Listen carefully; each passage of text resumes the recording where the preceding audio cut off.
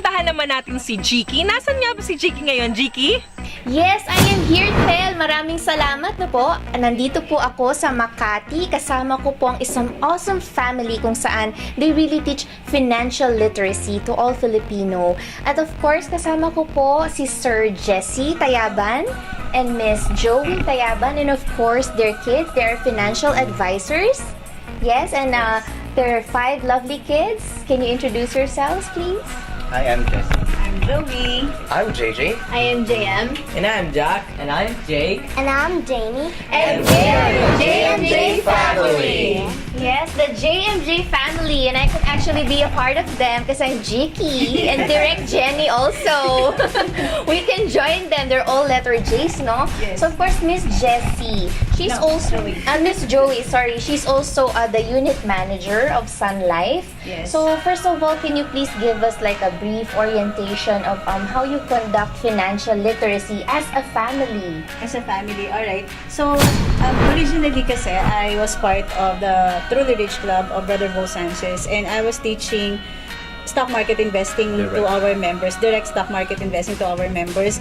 And then at the same time, I became a part of Sun Life. So, I started out as advisor, and then, but now I'm a unit manager. So, of course, during in Truly Rich Club, I could only teach about stock market. And in Sun Life, I could only teach about insurance. But I have a lot of knowledge, and I need to share it to a lot of people because that's really my passion, just to educate Filipinos, because we have our own journey, and we think that all the families here would already be able to copy what we did. It's so simple anyway.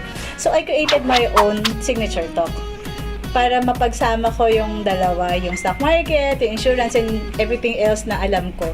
And I incorporated it with my family kasi we are homeschoolers, by the way. We don't send our children to traditional school.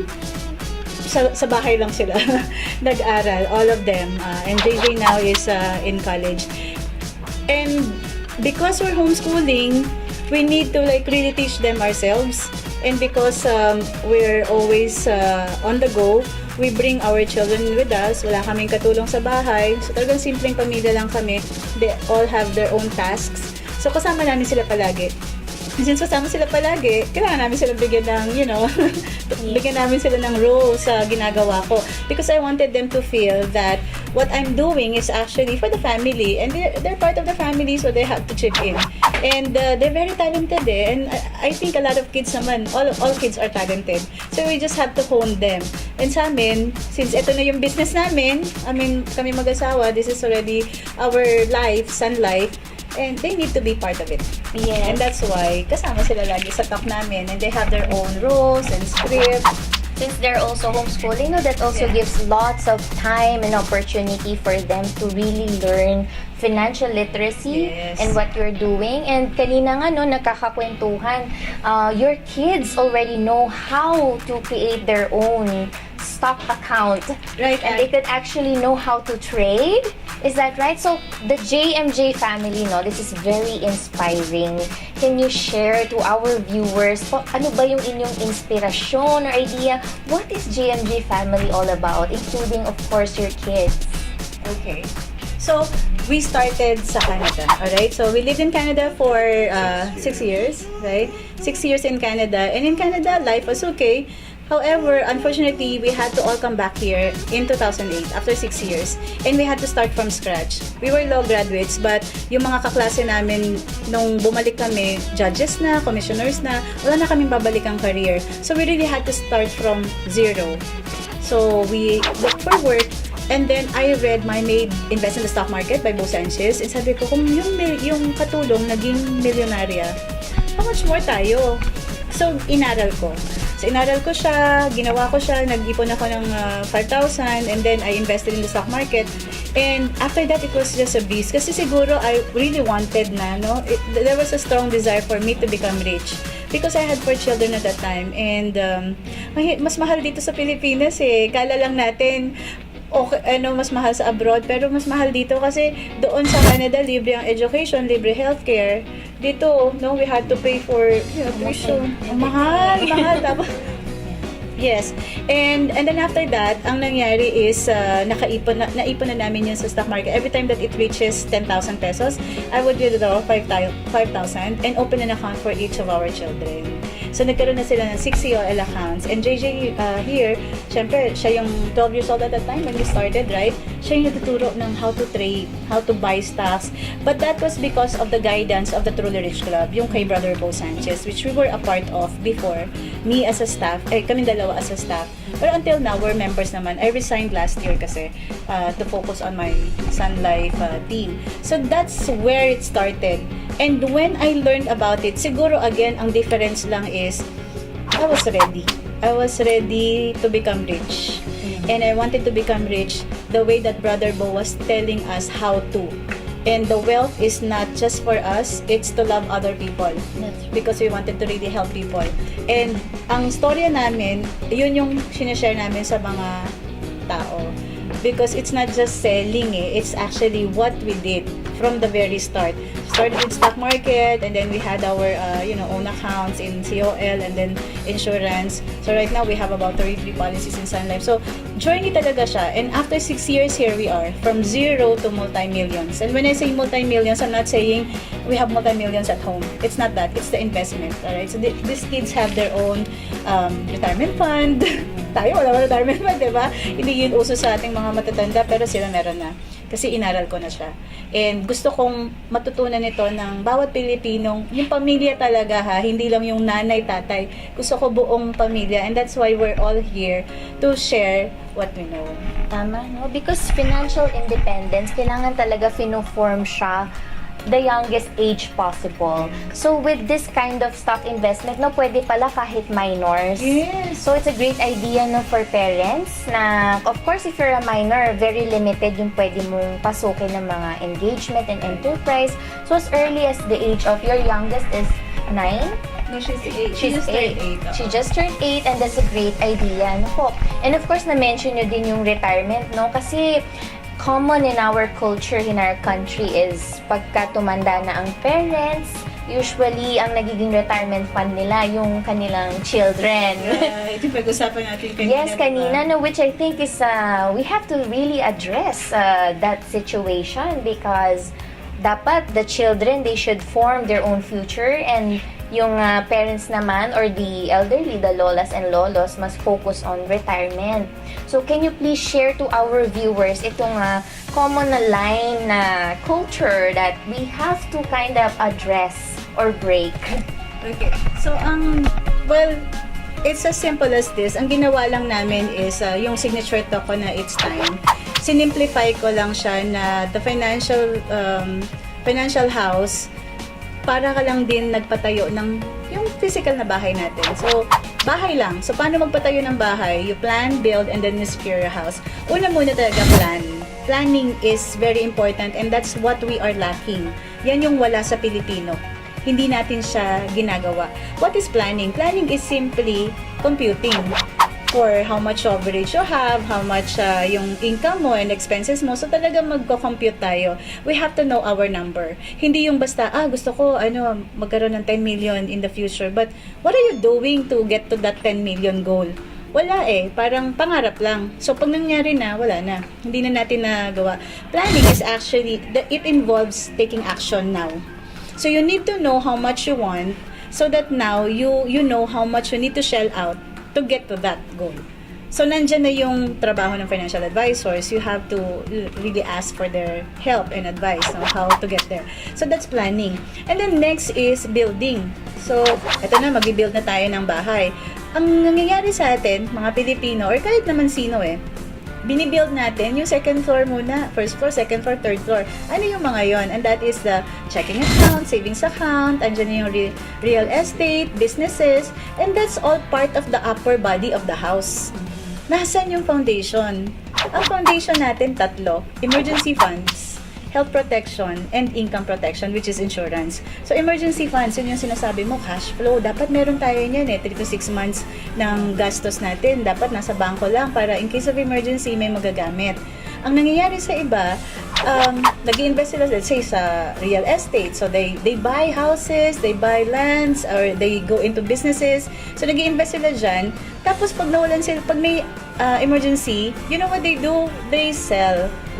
So, parang, yung investment mo na for long term, nagagamit mo ngayon. Kasi wala kang emergency fund. So, that's one. And then, yung health protection. Health protection is pag nagkaroon tayo ng sakit, di ba, na-hospital tayo. So, parang all of a sudden, wala kang pera. Ibenta mo lahat ng mga investments mo kasi yun ang inuna mo. So, paano na? So, dapat yan talaga balance. And the deeper the foundation, and the higher the house that you want, or the building, di ba? Para ka nagpatay talaga ng bahay. Kung gusto mo hanggang 4th floor yung bahay mo, dapat malalim yung foundation mo. So, dapat mas malalim. Mas marami yung sa foundation. That's health. Kasi pag nagkasakit na heart attack, nagkaroon ng cancer, saan kukunin yung pera? And then lastly, of course, is the insurance, which is life insurance. No? The income protection. What is income protection? It only means that we are protecting the income that we're bringing to the family. Right? Tayo nagkatrabaho, pag kami nagkasakit or namatay, paano yung pamilya? Maliliit yan. So, when we did our financial planning, long time ago, more than 6 years ago, we came up based on our data ha. So again, iba-iba yan. Iba-iba tayo. Pag dalaga, may dependent, iba-iba yan. Sa amin, because we have 5 young children, lumabas dapat 30 million ang insurance namin. Why 30 million? Kasi pag isa sa amin namatay, the family will have at least 15 million to make sure that this youngest girl will be able to graduate. So, na-compute na yan until such time as she is financially stable. So, meron kaming sinusunod na insurance goal.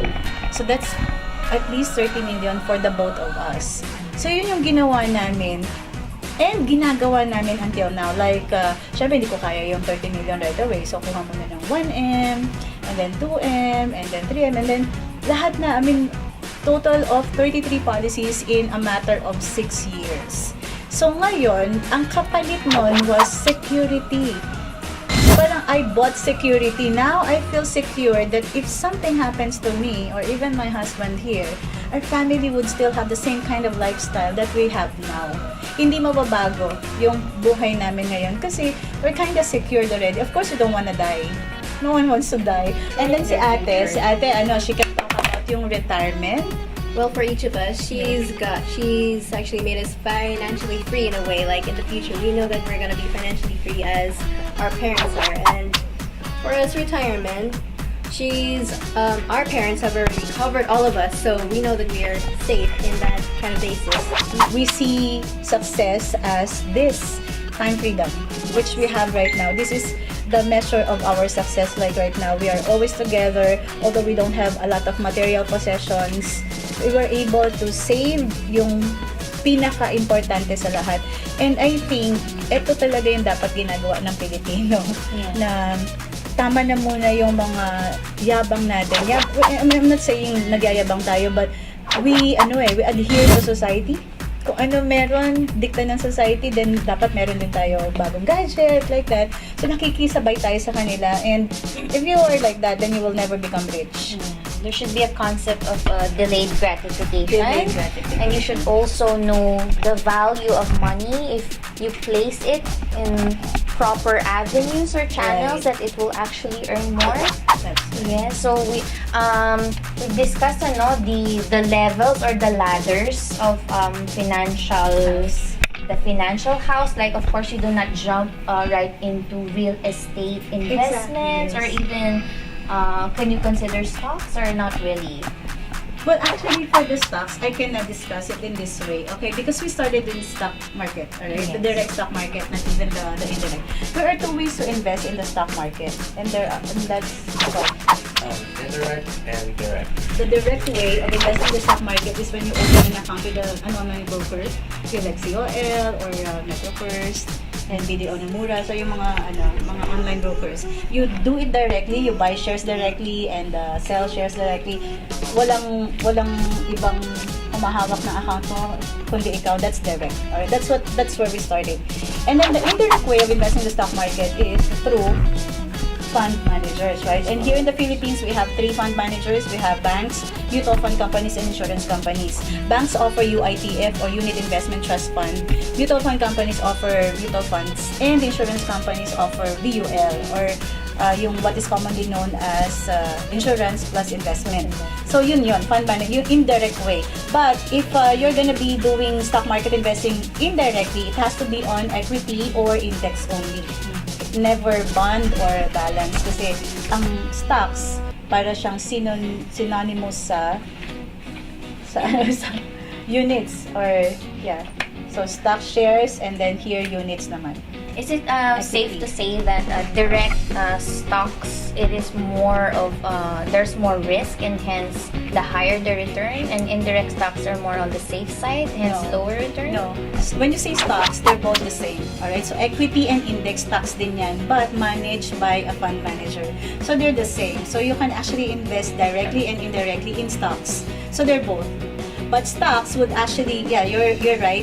It gives us the highest returns in all kinds of investments, but the highest risk as well. Now, ang tinuro ni Brother Bo sa Through the Rich Club is when you invest in the stock market, you don't trade. It has to be long term. Dapat laging long term and you only believe in giant companies. Alright, so what is stock market anyway, Jane? Do you know? Stock market is when you buy big companies like Jollibee, SM, Ayala. Right. So when you buy shares of companies of this, shares of companies of these giant companies, then you're actually investing as partners. All right, not just as investor. You're a partner. So when they earn, you earn as well. So you earn in 2 ways here. That's dividends and appreciation of value. So you buy it, let's say at 10 pesos, and then later on it becomes 20 pesos. So that's appreciation of value, and then through dividends as well. So yun yung the best and the highest risk then. However, to minimize the risk, that's what you need to do. Just minimize it. Lahat naman ng klaseng investment may risk eh. All we need to do is just manage the risk. So how do you manage the risk? Di gawin nating long term. Hindi siya yung parang you're trading on the stock market. Has to be long term, has to be 5 years or more. Or when you start investing in the stock market, you have to have a certain goal. Lahat ng klaseng investment, kahit real estate yan, business yan, may risk. Lahat may risk. But manage the risk well. Alright. So one question again for you is, papaano yung mga talagang nagsastart pa lang or talagang kapos pa sa income and who would like to, engage into some opportunities that would give them passive income in the end? Ano yung mga advice mo sa mga viewers natin who are wanting to have financial freedom pero medyo kapos pa po? I guess you have to bring in yung change of mindset. Okay, mindset talaga yan. So kung kapos, lahat naman kapos. So kami based on our experience talaga yung ginawa namin. So Brother Bo had this guide for us, yung 10-20-70. 100% yung income mo, 10% goes back to God as your tithe or your you just give back. And then 20% para sa sarili mo, and then the remainder is for your expenses. The 20%, laging sinasabi ng mga tao when I was starting with this career. Sabi nila, kulang pa nga, ano isi-save ko? Alright? Which is true for everyone. Kahit mataas ang income mo, kulang lagi ang pera, right? Kasi dami na naiisip na gastos. So, ang kailangan talaga discipline. And yung mindset mo. Pag hindi mo binago yung mindset mo na, hindi to tama or kulang siya lagi. Well, ganun lagi ka talaga siya kulang. Marami ng ways eh. Una, ang ginawa namin, nag-tipid kami. That's number 1. Tanggalin lahat ng mga luho, tanggalin yung mga pwedeng matanggal na gastos. Wala nang lavish parties and all that. So, maraming mga sacrifices na gagawin. So, that's 1. If you're in debt, then aminin mo you're in debt and then try to pay off. And then, once you have admitted that, then you will now take action.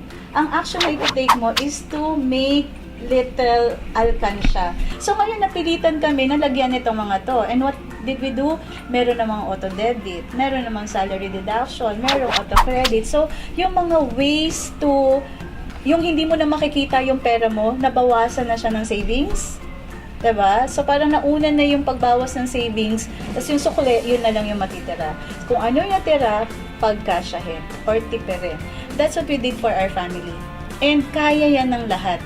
So, of course, no, na-highlight dito yung not the physical or material possession. And sometimes, no, people think that if they are so liquid, they have many money or, liquid cash in the bank, that makes them feel secured. Yeah. But of course, what we cannot sometimes consider is inflation or some other factors na yun nga po, baka biglang medical emergency or whatever mishaps, no? So, again, as part of the financial literacy, it's better to put your money elsewhere where it can earn, or kumbaga po, roll the money, make the money revolve and grow on its own rather than just simply putting it or parking it in a bank, because marami pong kalaban ng mga other factors na at the end of the day, baka po yung value ng money nyo, of course, nagdi-decrease po siya.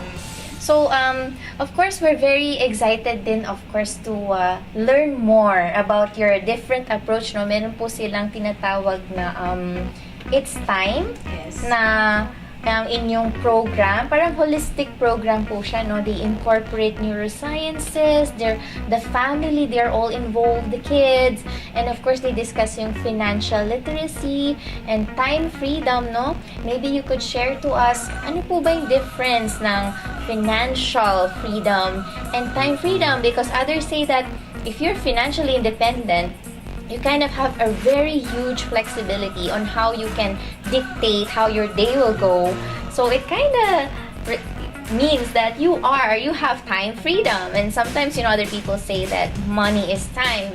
So for you, what is the difference of time freedom and financial freedom? Ano po pa talaga yung kailangan i-goal natin sa dalawa? Would you like to answer, Woody? Well, I think the difference between time freedom and financial freedom is that sometimes even though people achieve their financial goals and they have a lot of money, as in they saved a lot of money or earning a lot of money, they don't necessarily have the time to do the things that they want to because they're tied to the job or the career that they've chosen. Yes, so if they leave that career or job, the money is gone along with the financial freedom. So I realized na hindi pala ang goal natin talaga is financial freedom. That's not the goal. The goal is to have time freedom. So anong difference ng dalawa? Financial freedom is actually when you really don't have to work anymore, right?